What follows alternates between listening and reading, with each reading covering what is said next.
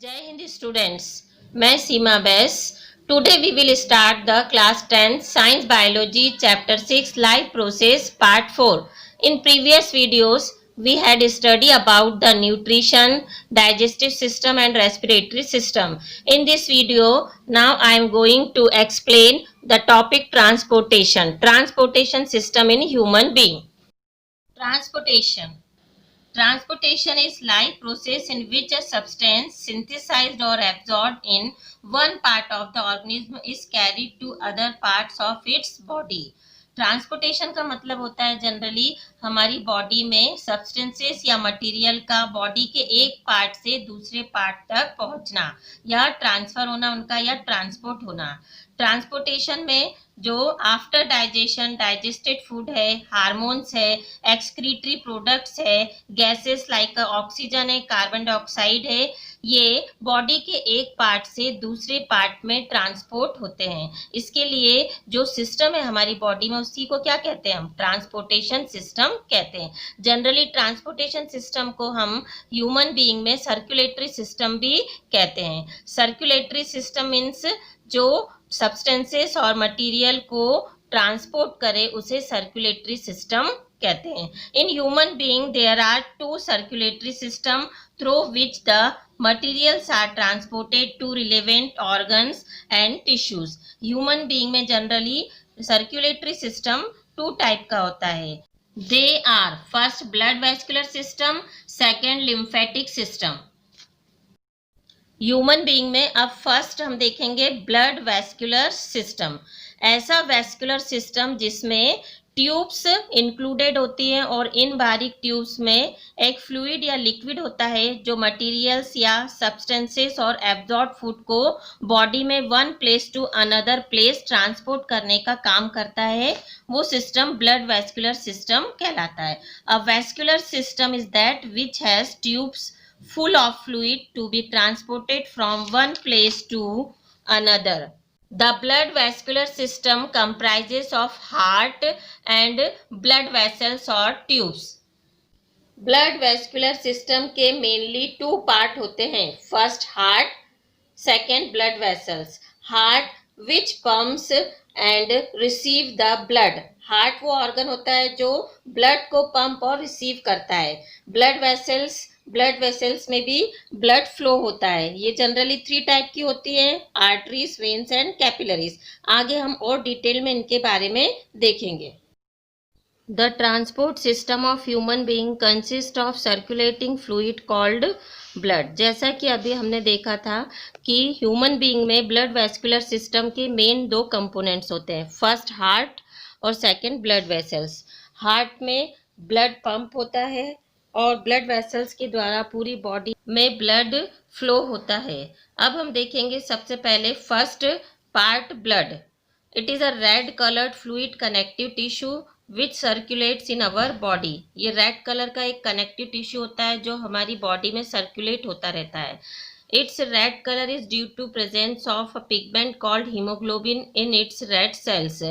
Blood का red colour, उसमें एक पिगमेंट होता है हीमोग्लोबिन जिसके कारण होता है। The deficiency of haemoglobin in our body is referred to as anaemia. जब हमारी बॉडी में हीमोग्लोबिन की कमी हो जाती है तो उस डिसीज को हम एनीमिया कहते हैं। 2 types of blood which flows in our body. हमारी बॉडी में जनरली 2 टाइप का ब्लड फ्लो होता है, first oxygenated, second deoxygenated. Oxygenated में oxygen is attached to the hemoglobin of the blood and deoxygenated blood में CO2 and little O2 is attached to the hemoglobin of blood. Oxygenated blood जो है वो oxygen को haemoglobin में carry करता है और डीऑक्सीजनेटेड ब्लड में कार्बन डाइऑक्साइड हीमोग्लोबिन में कैरी होता है। ऑक्सीजनेटेड ब्लड को ही हम प्योर ब्लड कहते हैं और डीऑक्सीजनेटेड ब्लड को इम्प्योर ब्लड कहते हैं। Components of blood. Blood consists of 2 main components.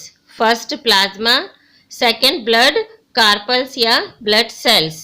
Blood में mainly 2 components होते हैं, फर्स्ट प्लाज्मा है और सेकेंड ब्लड सेल्स या ब्लड कार्पेल्स है। तो सबसे पहले हम देखेंगे first component plasma. It contains 90% of water and 10% of nutrients. Plasma में 90% के लगभग वाटर होता है और 10% में सॉल्यूट न्यूट्रिएंट्स होते हैं। It transport food, carbon dioxide, urea, hormones and antibodies in dissolved form. ये ट्रांसपोर्ट करता है फूड को, कार्बन डाइऑक्साइड को, यूरिया को, हार्मोन्स को, एंटीबॉडीज को डिजॉल्व फॉर्म में। It is a pale yellow in colour and slightly alkaline in nature. ये कलर में पेल येलो होता है और एल्कलाइन नेचर का होता है, यानी बेसिक नेचर का होता है। इसका पीएच लगभग 7.4 होता है।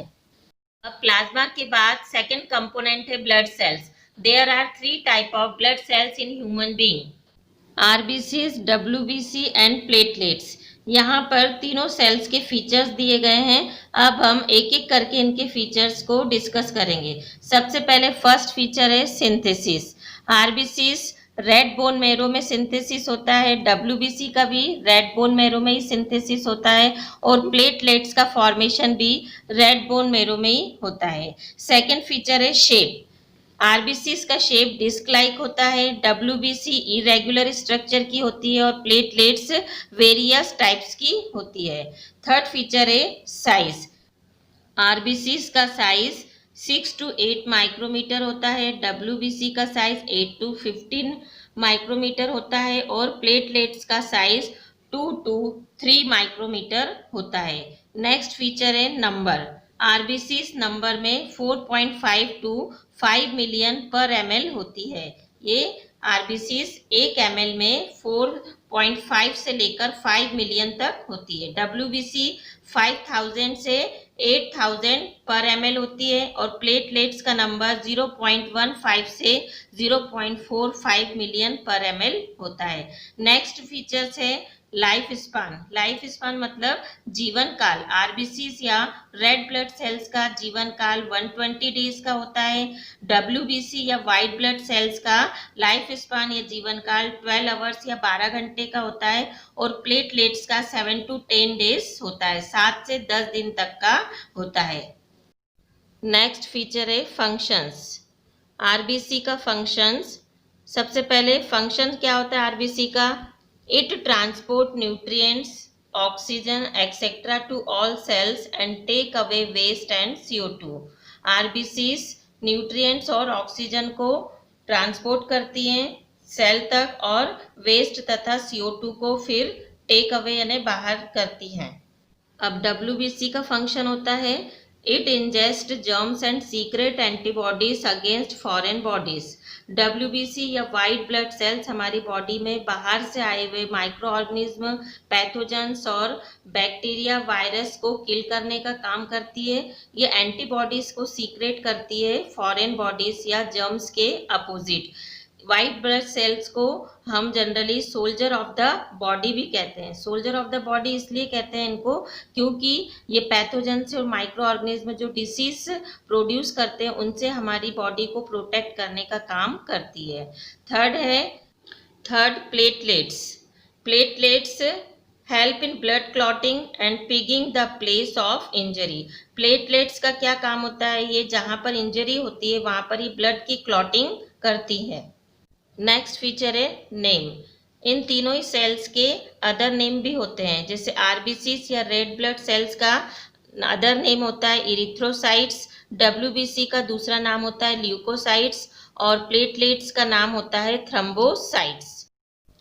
तो अभी हमने देखे ब्लड के दोनों component plasma and blood cells, इनके बारे में हमने डीपली स्टडी की। अब हम हमारी बॉडी की एक मेन इम्पॉर्टेंट प्रोसेस देखेंगे, ब्लड क्लॉटिंग या रक्त का जमना या थक्का जमना। जैसे कि आपको मालूम है बच्चों की जब चोट लगती है या घाव हो जाता है या कट जाता है तो ब्लड बहना शुरू हो जाता है और कुछ समय बाद ही वो ब्लड क्या होने लगता है, वहाँ पर जमने लगता है और एक रक्त का थक्का वहाँ पर जम जाता है। इसी प्रोसेस को हम बोलते हैं रक्त का जमना या ब्लड क्लॉटिंग। ये किस कारण से होती है, क्यों होती है, ये पूरी प्रोसेस को हम डिटेल में समझेंगे। एक्चुअली जो ब्लड क्लॉटिंग है या रक्त का जमना है इसमें इम्पॉर्टेंट रोल प्ले करती है ब्लड सेल्स प्लेटलेट्स, जिसको हम थ्रोम्बोसाइट्स भी कहते हैं। इन्हीं के कारण ब्लड क्लॉटिंग होती है। ये बहुत नेसेसरी और कॉम्प्लेक्स प्रोसेस होती है हमारी बॉडी की। मेंटेनेंस बाय प्लेटलेट्स और blood clotting. It is a transformation of liquid state of blood into jelly like state on exposure to air. जब चोट लगती है और ब्लड बहने लगता है और ये ब्लड एयर के संपर्क में या एक्सपोज होता है तो लिक्विड स्टेट का ब्लड कन्वर्ट हो जाता है जेली लाइक स्टेट में. The process of blood clotting is complex process which is mainly maintained by the platelets. In the region of injury, the platelets rupture and release on substance called thromboplastin. It converts protein prothrombin into thrombin. Thrombin then changes soluble fibrinogen protein into fibrin. The latter undergoes rapid polymerization to form long fibers to fiber form a network over the damaged region, entrap blood carpels and form a blood clot. बच्चों, अब मैं आपको flow chart से blood clotting की पूरी process समझाती हूँ. यदि हमको चोट लगती है तो उस चोट वाली इंजर्ड प्लेस पर इंजर्ड टिश्यूज के ऊपर प्लेटलेट्स या थ्रम्बोसाइट सेल्स रप्चर्ड होती हैं या इकट्ठी होती हैं. इनके द्वारा एक प्रोटीन थ्रम्बोप्लास्टिन रिलीज किया जाता है. ये थ्रम्बोप्लास्टिन कैल्शियम की प्रेजेंस में प्रोथ्रोम्बिन नामक प्रोटीन फॉर्म करता है. ये प्रोथ्रोम्बिन प्रोटीन फिर थ्रम्बिन प्रोटीन बनाता है. थ्रम्बिन कैल्शियम की प्रेजेंस में फिर फाइब्रिनोजन नामक सॉल्युबल सब्सटेंस बनाता है जो आगे चलकर फाइब्रिन में कन्वर्ट हो जाता है जो इनसॉल्युबल सब्सटेंस होता है.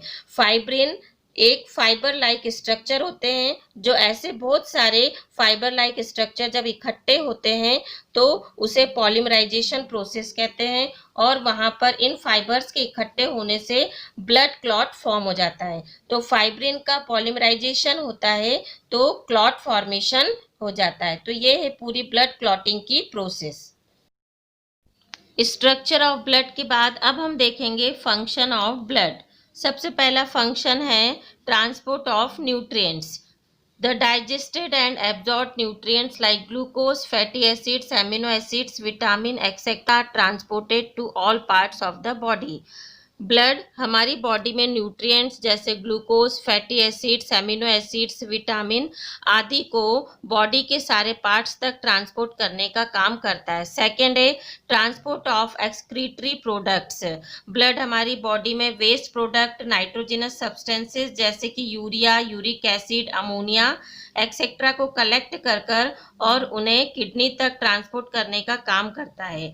थर्ड फंक्शन है ट्रांसपोर्ट ऑफ ऑक्सीजन. ब्लड में जब ऑक्सीजन इन्वॉल्व होती है तो उसके साथ कंबाइन होकर हीमोग्लोबिन के साथ ऑक्सी हीमोग्लोबिन फॉर्म करती है और ये टिश्यू तक ट्रांसपोर्ट होती है.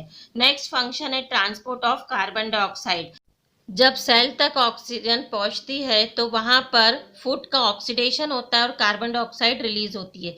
ये कार्बन डाइऑक्साइड ब्लड के साथ कंबाइन होकर कार्बिनो हीमोग्लोबिन बनाती है और फिर ये कार्बन डाइऑक्साइड लंग्स तक ट्रांसपोर्ट होती है. नेक्स्ट फंक्शन है regulation of body temperature. Blood हमारी बॉडी के टेम्परेचर को भी रेगुलेट करता है. Blood carries heat from one part of the body to the another and equalize the body temperature. Next function है प्रोटेक्शन फ्रॉम डिसीज. ब्लड में WBC white blood cells या leucocytes पाई जाती हैं जो बाहरी जर्म्स या माइक्रो ऑर्गेनिज्म जो हमारी बॉडी में एंटर करते हैं उनको किल करती है. ये हमारी बॉडी को डिसीज से प्रोटेक्ट करने का काम करती हैं. नेक्स्ट है ब्लड का function transport of hormones. Body में जहाँ पर हार्मोन्स का सिंथेसिस होता है वहाँ से टारगेट ऑर्गन तक ब्लड के द्वारा इन हार्मोन्स को ट्रांसपोर्ट किया जाता है. तो ये है फंक्शन ऑफ ब्लड्स. अब हम देखेंगे blood vessels. There are three main types of blood vessels which involved in the blood circulatory system: artery, veins and capillaries. हमारी बॉडी में 3 टाइप की ट्यूब्स होती हैं जिसको ब्लड वेसल्स कहते हैं. ये पूरी बॉडी में ब्लड को सर्कुलेट करने का काम करती हैं. यहाँ पर टेबल में इनकी कैरेक्टरिस्टिक्स और फंक्शंस दिए गए हैं. सबसे पहले आर्टरीज। आर्टरी का कैरेक्टरिस्टिक्स है they have thick muscular and elastic walls which carry blood at high pressure, they do not have valve. Arteries की वॉल मस्कुलर होती है, थिक होती है, मोटी होती है और इनमें ब्लड बहुत हाई प्रेशर पर फ्लो होता है। हाई प्रेशर पर ब्लड के फ्लो होने के कारण ही इनकी जो वॉल्स है उसका थिक होना जरूरी होता है। फंक्शंस में दे कैरी ऑक्सीजनेटेड और pure blood away from the heart to the various organs of the body except pulmonary artery. Artery का क्या फंक्शन होता है? आर्टरी ऑक्सीजनेटेड या प्योर ब्लड को हार्ट से लेकर बॉडी के हर पार्ट तक पहुंचाने का काम करती है। नेक्स्ट है वेन्स। वेन्स की कैरेक्टरिस्टिक्स है they have thin walls than arteries and carry blood at low pressure, they have walls to prevent the back flow of the blood. Veins की वॉल्स थिन होती हैं, इनमें लो प्रेशर पर blood flow होता है, इनमें valve पाए जाते हैं जो बैकवर्ड डायरेक्शन में ब्लड को फ्लो होने से प्रिवेंट करते हैं या रोकते हैं। फंक्शंस में क्या आएगा? दे कलेक्ट डीऑक्सीजनेटेड या impure blood from different organs of the body and bring it back to the heart. पूरी बॉडी के डिफरेंट ऑर्गन से ये ब्लड को कलेक्ट कर कर वापस हार्ट में लाने का काम करती हैं, एक्सेप्ट पल्मोनरी वेन को। पल्मोनरी वेन को छोड़कर बाकी सभी में इम्प्योर या डीऑक्सीजनेटेड ब्लड होता है। नेक्स्ट है कैपिलरीज। कैपिलरीज की कैरेक्टरिस्टिक्स होती है artery divided into smaller vessels known as capillaries. Artery आगे चलकर टर्मिनल एंड पर छोटी छोटी ट्यूब्स में डिवाइड हो जाता है, इसको कैपिलरीज कहते हैं। The walls of capillaries are 1 cell thick, they also have wall to prevent the back flow of the blood। Capillaries की वॉल में एक सेल थिक होती है, इनमें वॉल्व पाए जाते हैं जो बैकवर्ड डायरेक्शन में ब्लड को बहने से रोकते हैं। इसका फंक्शन होता है they help in exchange of material between the blood and the surrounding sales. ये सराउंडिंग सेल से ब्लड में सब्सटेंसेस और न्यूट्रिएंट्स का एक्सचेंज करने में हेल्प करती हैं। तो ये हमने देखा ब्लड वेसल्स, उनके टाइप्स और फंक्शन तथा कैरेक्टरिस्टिक्स। अब हम हमारी बॉडी के सर्कुलेटरी सिस्टम के मेन कंपोनेंट हार्ट के बारे में देखेंगे।